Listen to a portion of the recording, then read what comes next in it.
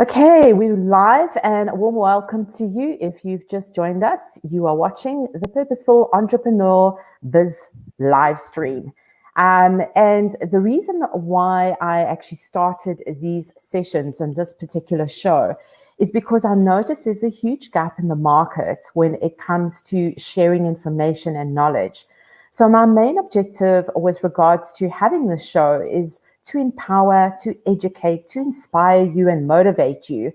And also for you to have a look and see with regards to the guests that I have online, if there are any formulas or strategies that you can start to use within your own business. So a warm welcome to you if you have joined us. I'm looking forward to today's session. But before we get into that, I just want to let you know how you can be a part of this show. All of these shows are very interactive, and what I would love for you to do is first of all, just say hi in the comments below. Let us know who you are and where you're watching from. The other thing that you can do is, as we go through the show, there might be a few things that you're wanting to ask, some questions or an opinion that you might have around something that is mentioned during the show. Please feel free to actually put those comments and questions in the comment section below, whether you're on YouTube or whether you're on Facebook as well. And we will actually address those questions as we go through the show. Now, the last thing that I'd like you to do is to go ahead and share. So whether it is that you find the knowledge that we share within the show today of high value, I would love for you to go and share that, whether it's out on Facebook or whether you're sharing on YouTube. Go and share with other people who want this knowledge or need to learn some of the strategies and the tactics that we are going to be mentioning in the show as well. Again, I would love it if you connect. Not only connect to the show and be a part of the show, but also connect with some of the people in the audience. 9 times out of 10, what I find is, especially when I go to different webinars or seminars online, there are other people that I resonate with. And if that resonates with you, please, I'd encourage you to go and connect and then support one another. If you find that anyone has mentioned something and you feel the same, go ahead and let them know that you've had that type of experience, or that you are going through that, or that you wanted to actually ask the same question. All right, so that's how to engage with us. And this morning, we are featuring a fantastic, dynamic woman in business. Her name is Tiffany Markman. Now, Tiffany she's very direct and very, very focused in what she's doing. She's a freelance trainer, copywriter, speaker, you name it. She actually does it with regards to that industry. And what I absolutely love about Tiffany is that when she brings knowledge, she brings it.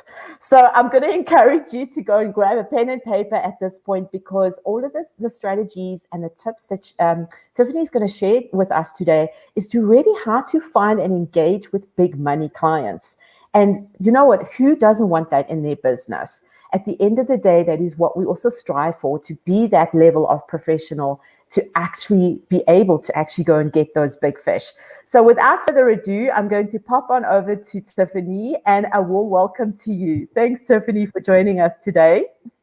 Thanks, Lucille, for having me. I'm excited about this one. Me too. I'm going to kick off with a disclaimer before we begin. And the disclaimer is that big money clients are not necessarily big clients. So I'm going to say that again. A big money client is not necessarily a massive global multinational company. So please don't think that mid-sized companies are not potentially big money clients. For me, I have found that mid-sized companies are actually the sweet spot. Global big companies are very hard to work with. Getting onboarded is tricky. Sign-off and finalization of quotes is a nightmare. I'm a copywriter, so getting the copy approved can be difficult. There's all sorts of implications involved in working for big global multinationals. So when I say big money clients, I don't necessarily mean enormously big companies. I mean finding clients that are able to pay you more because they recognize more value in what you do. So that's where we're going to focus. Keep in mind also that startups are great. Working for startups is exciting and can be very... can teach you amazing things about yourself and about the industry. And working for startups is great, and they are agile and they can make decisions quickly, but they're often all over the place when it comes to budgets, all over the place when it comes to sign-off. There's very often not a person in charge of the area in which you are providing your specialist services. So while I admire startups, I don't necessarily always love working with them. Their budgets tend to be more on the minnow side than on the whale side, and I like a dolphin or a whale budget. Also, startups tend to want to offer us equity instead of money, and I'm not interested in equity. I want money. So the sweet spot is somewhere in the middle. Mid-sized companies, they tend to have a marketing person, in my case, which is what a copywriter needs. They tend to have a decent sized budget, and they tend to be a bit more agile in terms of sign-off and less bitty in terms of expertise. So, rule number one. Are you ready for rule number one, Lucille? Yes, I am indeed. So, rule number one for getting big money clients is knowing that time is more important to them than money. So what do I mean by that? You may have heard of the expression that you can have it good and fast, but not cheap, or you can have it fast and cheap, but not good, or you can have it good and cheap, but not fast, right? So those are your choices. You can't have everything. Now, for a big money client, they want time saved and aggravation saved more than they want money saved. So that's an important thing to know. Because if you can minimize the time your client spends explaining things to you, and if you can focus on the user experience of the client, in other words, create a decent UX journey for them in working with you, then you tend to appeal to clients who value time over money. So one of the things that I do is I use questionnaires in order to cut down on how much work my clients have to do in order to use me. So I make the experience for them very easy and very seamless and very quick. And that's one way in which I attract and then keep big money clients. So remember, with big money clients, that time is more important than money. Okay, you ready for number two? Okie dokies, let's go. So if we go back to the good versus fast versus cheap, which is the Holy Trinity, you can only have two, you can't have three. Remember that if you're going to attract big money clients, you can't be in a race to the bottom. What I mean by that is you can't compete on price. You have to compete on value. If you're going to compete on price, you're not going to appeal to big money clients, because remember, they don't really care about money, but also you're going to constantly be overthinking your rates because somebody out there is cheaper. Now, if somebody out there is cheaper, that's absolutely great. That's not someone who has the same positioning that you have. So as I've said in previous webinars, and in fact on this show, when we spoke about rate setting, there's no point trying to peg your rate against everyone else who does what you do. You have to peg your rate against everyone else who does it the way that you do it. I'm going to say that again. Don't peg your rate against everyone else who does what you do. Peg it against everyone else who does it the way that you do it. Okay. And so that redefines your value. So it's the way that you do it. That redefines the value that you are actually offering. Okay. Yes. I understand. Okay. So then number three, relative to this, is know your competition. Okay. Now, not so that you can peg your rate against them, but so that you know where you sit in the spectrum of expensiveness, which I just made up on the spot. So I'm looking at my notes now because I want to give you the numbers. In 2018, there was a freelance survey in the UK, and 1,308 freelancers completed a 35-question survey. The primary goal of the survey was to answer the question, what is the difference between freelancers who are making a living and freelancers who aren't? Okay, now that's a question I'm very interested in, because one of my big focus areas is R1 million freelancing. In other words, not freelancing as a hobby, but freelancing to turn over R1 million or more. Okay. So relative to the competition issue, what you can charge depends to a large extent on how much your competition charges, but only when you are doing exactly what they are doing. So find out what they're charging. Furthermore, how good are they compared to you? How does their experience compare with yours? What is their how? Okay. Where do you fit in, and are you nearer to the bottom or to the top? So I'll give you an idea. When I peg my rates against the competition, I'm astronomically expensive. So would I want to lower my rates in order to fit in with the competition? No, I want to attract clients who are looking for copywriting and teaching the way that I do it. So if you're looking for the best price, don't use me. But if you're looking for a certain kind of deliverable, then I'm the writer for you potentially. So that's how you peg yourself against the competition. Okay, so to peg yourself against the competition is you're actually comparing apples with apples and pears with pears, as opposed to comparing yourself with someone different. And that, again, it leads right into the value. What are you offering? And how you offering something that is different from somebody else that is doing the same kind of thing that you are doing. Okay, that's brilliant. Yeah. Yes. Yeah. Okay, then remember that I just want to talk about the how and not the what. So when you are selling the how of the way you do it rather than the what of what you do, that's what I call unique ability, which is the next tip. And your unique ability is your positioning. So it's the thing that you do differently to the way everyone else does it. It's, if you think of Simon Sinek's golden circles, he speaks about the why in the middle, then the how, and then the what. So here I'm talking about the how, not the what. And I love this quote by Tom Hurst, which I'm going to read you.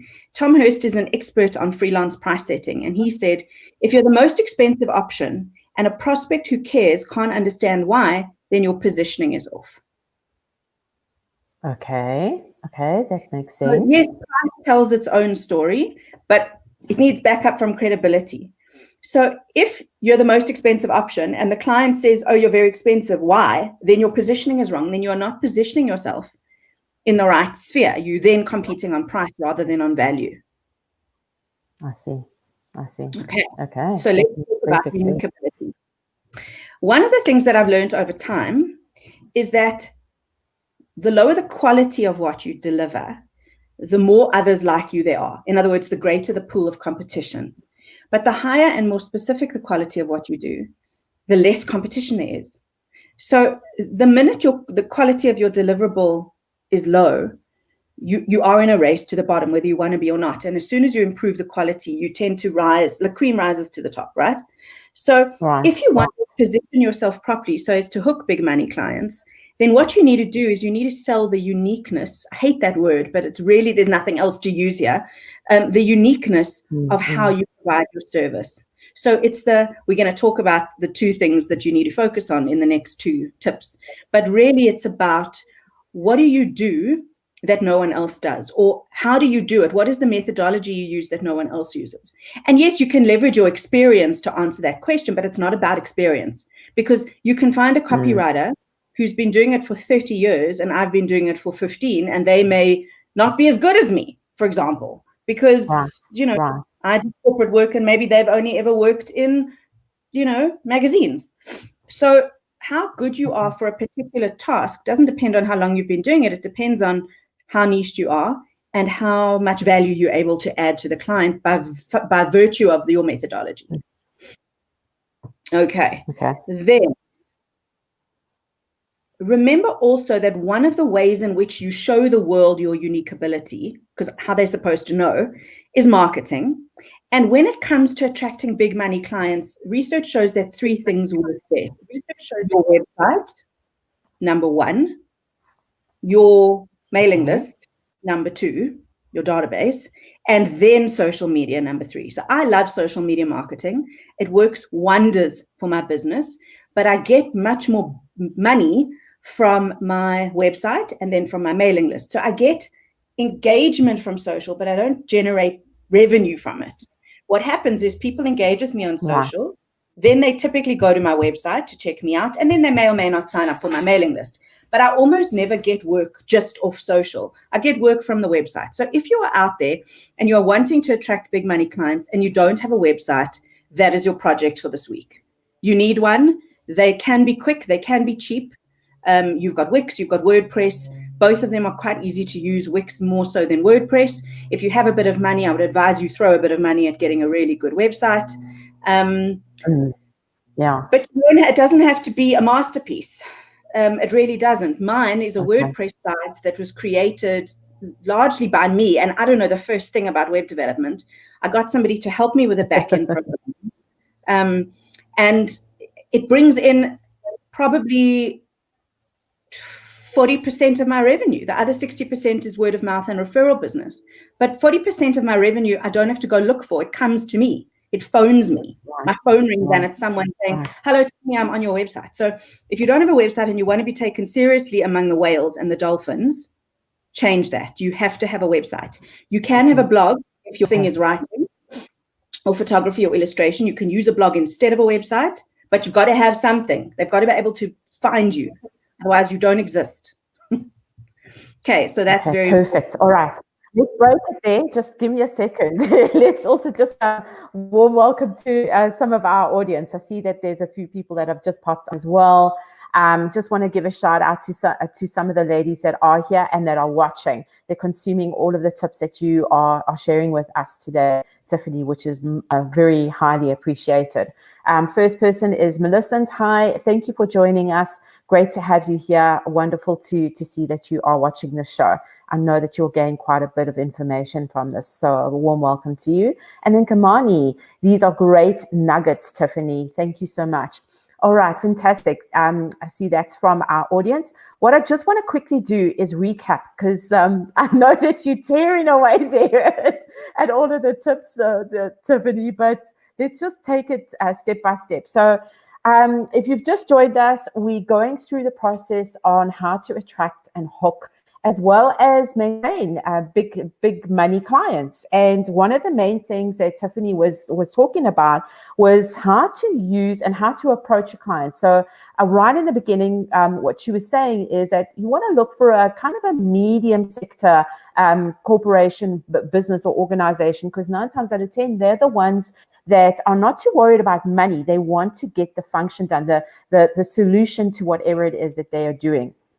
The other things that Tiffany has shared with us is that one of the main things that she also does in her business is that she sits down, she actually has compiled a questionnaire.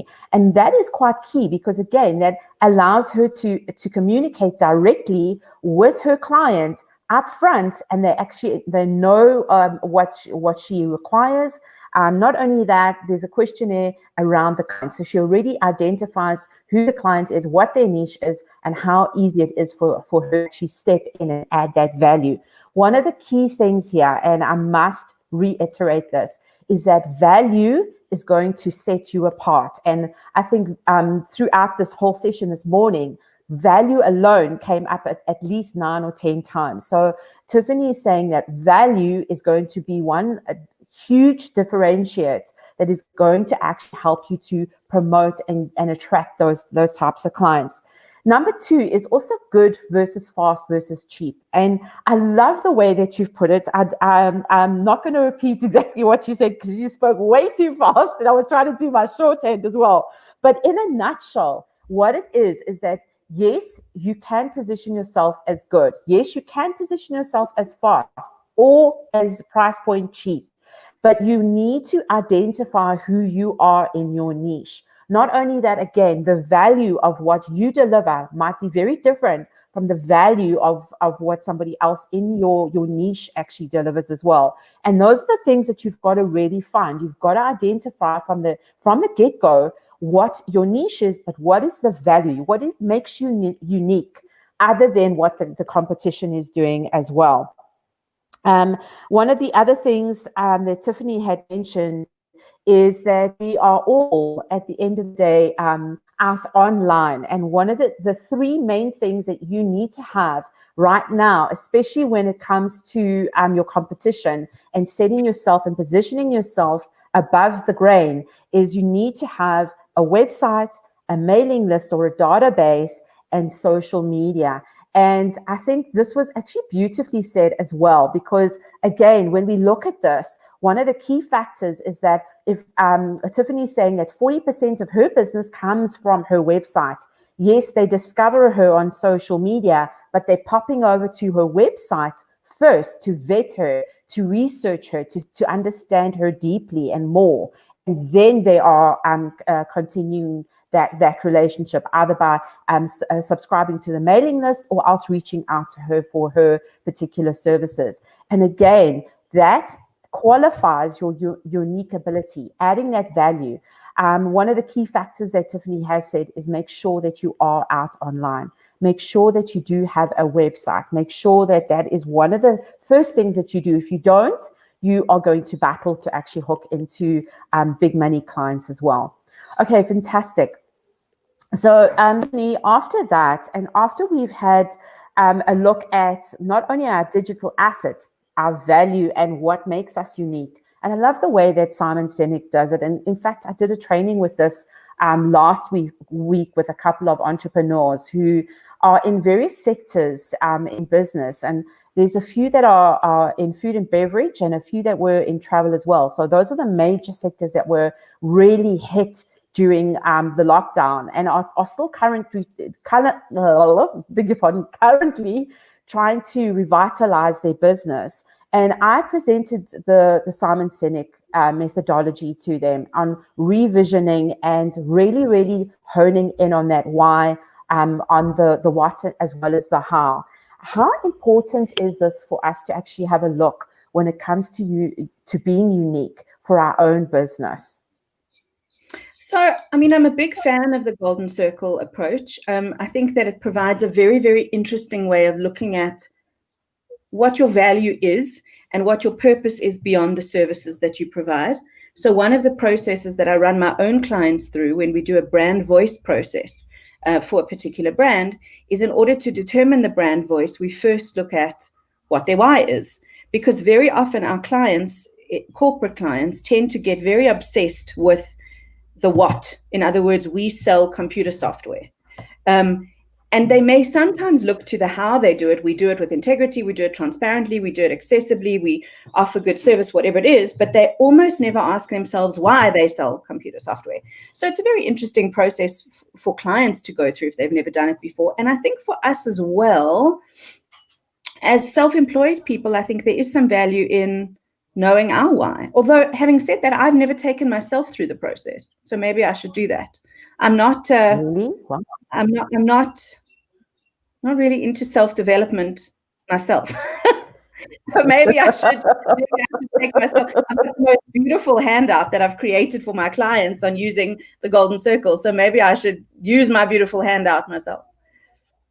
Oh, I just want to also share something with you. And this is something that I realized about maybe 2 years ago, because I was always, and I eventually became so burnt out because I was offering so much value and taking clients through various things as well. I do a brand style guide and vision board for them when it comes to their brand voice, vision, and mission. And one of the things that I do is I have an online form that they go and they fill out. It's a 10 question that really is very specific. And one of my clients turned around to me and said, "Have you ever done this before? Because some of these questions are very intense." And I thought, you know what, I actually haven't. I can't lie. And it was then that I realized that I had to do it for my own brand. So what I do is I like to practice what I preach. So as soon as I send out anything to a client, I will do it myself. So maybe it's something that you should look at there, Tiffany. I think there's a resolution for me to do my own process. Yes, exactly. All right. Okay, so let's move on. I know we're talking about unique ability with regards to your own brand and how to build that and how to pull that in to what you offer and how to show up for those clients, especially when it comes to big fish clients. What is the next step that we have to look at? So the next step is really about providing turnkey solutions. In other words, viewing the work that you provide or the output that you are charging for as part of a commercial deliverable, rather than a once-off solution or a once-off result or a once-off document or coaching service or design or illustration or set of photographs, whatever your thing is. Don't see it as a project. See it as a small part of a much bigger flow. And what happens then is you can't help but consider how your work will benefit the client. You can't help but consider how your work will affect their bottom line. And what this does is it leads you to give strategic advice that may be beyond your scope, but that also adds quite a lot of value to their process. So how this works in practice in my business is yes, I'm a writer, and yes, I do training, right? So a client will approach me and they'll either say, we have this training problem in our business or this gap in skill. Can you come in and fix it? Yes, but can you explain to me, client, how that problem or challenge manifests, what the implications are, what the commercial ramifications of the challenge are? Where does the challenge come from? Where did it emerge from? What does the challenge mean in the scope of your business? So you have to ask a lot of tell me more questions in order to get to the root of why the problem that you've been called in to solve actually exists. Because then what you have is ammo to provide a solution beyond the solution they're asking for. Whether you charge for it or not, it makes your ultimate deliverable better. So just to give you an example, a big client of mine, I can't tell you who it is because I've signed an NDA, but they have a 200-person call center. And I was called in to help the call center people to respond to complaints via email. So just the email complaints. But one of the things that I did before I started was I spent 2 days in the call center. Now, I wasn't just watching how they write, I was listening to how they speak, which was not part of my deliverable at all. My deliverable was the writing, not the speaking. But the way that they talked to each other and to clients who were calling to complain really gave me a very strong sense of where the commercial benefit and downfall potentially of the service I was providing fitted into the business. Okay. So that's what I mean by a turnkey solution. Then after the training was over, I said to the client, the one thing I think will really help you is if I give your people templates. So a template for this problem and a template for this problem and a template for this problem. And what I did then was I was able to convert the client from a training client into a writing client. And now they don't see me as either a writer or a trainer. They see me as Tiffany, who solves problems. That's beautiful. I love the way that you've actually set that up, Tiffany. This is great tips, by the way. The fact that you actually went in and researched on that ground level opened up a whole different scope for you. You were able to actually do and provide a solution and do your job well and add value. And that's, I think, exactly what you're saying when it comes to your tips. I think that's beautiful. Fantastic. All right. I see that we have a couple of more people that have popped on. A warm welcome to you. You are watching the Purposeful Business live stream with myself, Lucille Devine. My special guest today is Tiffany Markman. She is an absolute dynamic businesswoman, especially when it comes to solving problems, adding value, and training people on how to really deliver high quality, not only business, but business solutions. Today, we are talking about how to hook those big clients and those big money spenders.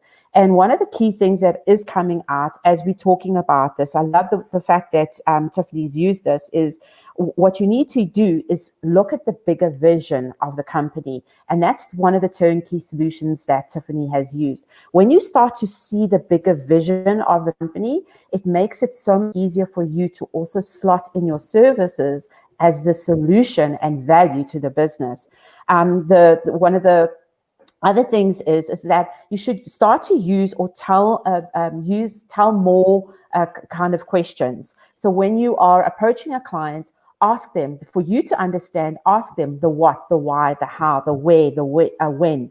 All of those questions will help to really get clear about who they are and how you can actually offer a solution by offering them your services, etc., etc. All right, fantastic. I see we do have another person on board. A warm welcome to you. Thank you for joining us. I see it's Virgo. She's watching from Cape Town. Fantastic show. Thank you so much. Thanks for the positive feedback there. It's always good to know who is consuming these shows. If you do have any questions, please pop a question down below in the comment section. And if you happen to watch the replay, please just let me know by putting in the comment section that you are actually, in fact, watching the replay as well. All right, Tiffany, let's carry on. I know that we have one more area that you're wanting to discuss and share with us when it comes to your tips on how to hook big money clients. What is the next step? So I'm going to talk about the next step in a second, number 6, which is be a trusted advisor. But before I do, I just want to mention something. If you are watching this later on, in other words, if you're watching a replay of this of this live webinar, and you have a question, but I'm obviously not on live because it's a recording, then just tag me in the comments and I will answer you. So just tag Tiffany Markman Copywriting and Training, and I will jump in and answer your question. Right, number 6, level up to being a trusted advisor. So what this means is take the pressure off your client. So this is part 2 of the first one, which was time versus money. Remember that big money clients are much more interested in saving time than money. So if you're going to follow tip number 6, which is level up to be a trusted advisor, what you want to do is you want to reduce the client's decision-making time. You want to take the pressure off them. And so if you're going to do that, you need to know their needs, obviously, but also their style and their brand. And that's why I ask my clients so many questions, because I want to know all of the things they may possibly forget to tell me that will stop me from doing a good job, right? And the tell me more question is absolutely critical. Then a way you become a trusted advisor is you can't just do one job to be a trusted advisor. Trusted advisor status implies a relationship, right? So it implies recurring work. So if you want to be a trusted advisor for your clients, you need to stay in touch.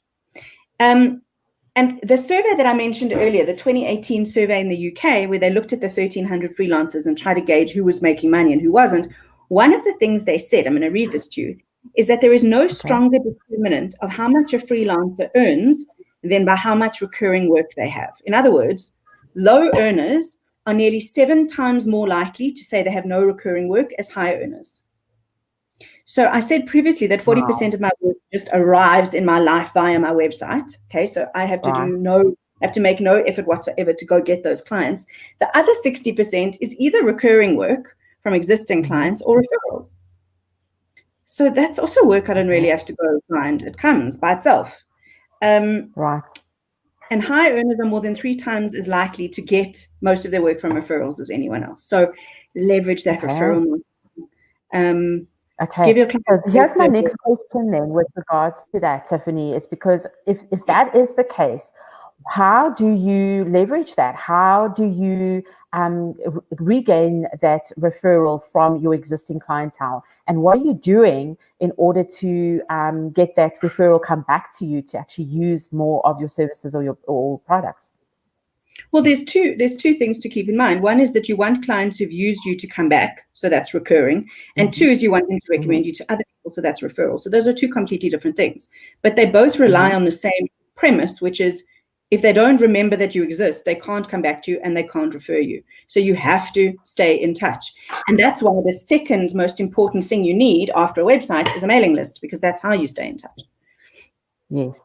Brilliant, brilliant. And there are other ways and means of also staying in touch. But I love the fact that you're saying that, yes, you know, if you have a recurring clientele and that you are permanently top of mind, not only did you deliver high quality service or value for them to actually come back to you, but keeping in touch is one of the key fundamentals in turning more and more business from them. Beautifully put.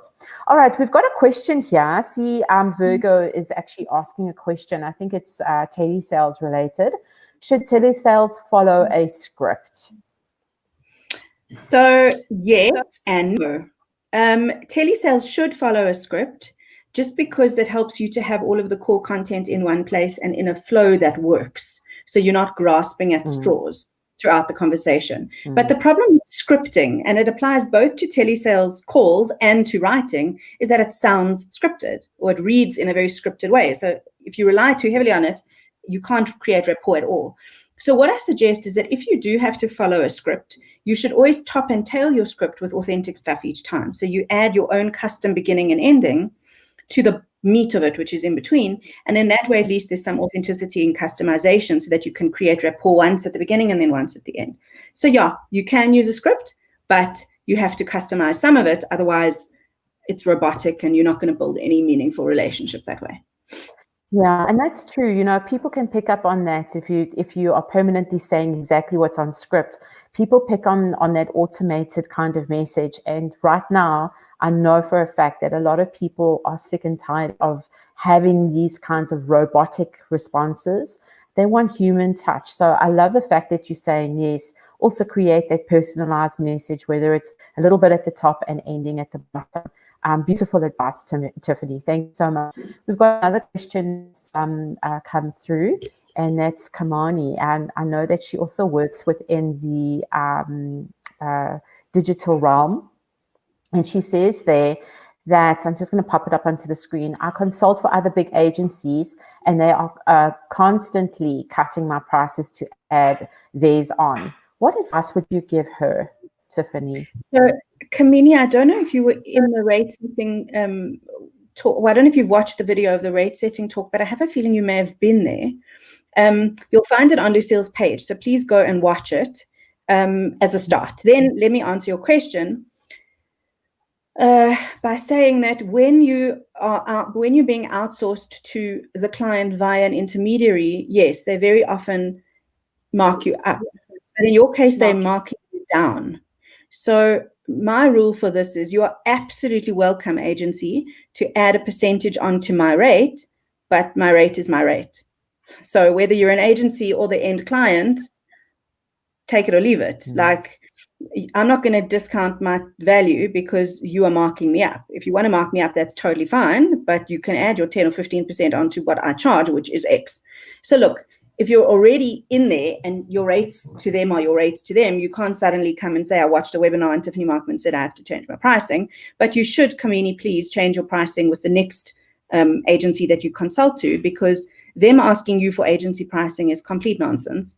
And what it does is it makes you feel resentful about the work that you do, which is, and quality doesn't come from that. So I see down further in the comments, you said, when you get paid less, you can't undo your quality. Absolutely, but then don't get paid less. Don't accept lower rates in return for an intermediary being the liaison between you and the client. You need to renegotiate. You need to have a tough conversation with the consultant, with the client as the consultant, and say, you're more than welcome to mark me up. That's totally fine, but my rate is X. Yeah, beautifully put, Tiffany. Very strong, and yeah, very, very, very kind of focused with regards to that.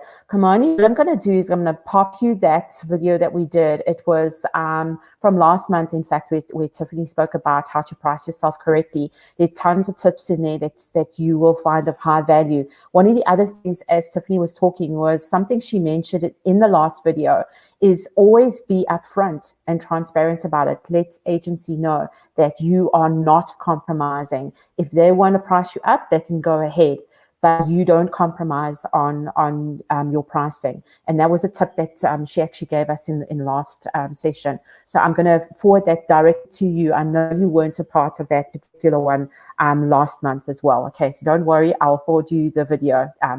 You'll actually go through it yourself. All right, so I see that Virgo says this is wonderful. Thank you so much for watching. It's always great to see how far our live stream can actually reach, and for being a part of it, Virgo. Thanks for all of your questions as well. All right, so Kamani saying thanks, will do, fantastic. I shall do that as well. Thank you again for watching today's show. There was a reason, obviously, that you on here. Okie dokie, we're coming towards the end of the show. I know that Tiffany has a couple of more things that she is going to discuss with you, and she's going to end it off for us. But before that happens, as Tiffany has mentioned, if you are watching the replay, go ahead and just mark replay. You can hashtag replay, and then tag Tiffany in the comments if you are questioning, want some clarity. Tiffany has graciously said that she would actually come back and just answer any questions in this stream, in this comment stream. So if you are wanting to ask her anything, please go ahead and do that. The other thing is, if you have found high value with anything that you have heard today on the show, what I would absolutely love you to do is go ahead and share this video by clicking on that share icon at the bottom of the right-hand side of this, the actual post, and just go and share it out on your wall. If you don't want to share it publicly, you can also tag a few people in the comment section below, just alert them to the actual video and all of the tips that Tiffany has shared with us this morning. And then so you can send via Messenger. If you don't want to do publicly, you can send this video via Messenger, so it goes into the person's message or email on Facebook, as well as YouTube as well. All right. That's it from me today. We've gone through 6 very powerful tips from Tiffany.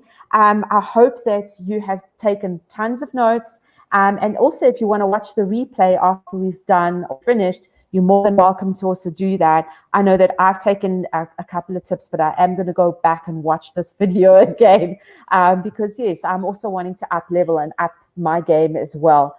Tiffany, again, thank you so much for hanging out online with us. It is always such a pleasure to have you a part of the show. You are really dynamic. The tips that we share, they are really cream of the cream, right at the cream on the top, if I could say that. So thank you so much for all of your insights. I'm going to hand over to you now with the last word of the day, please.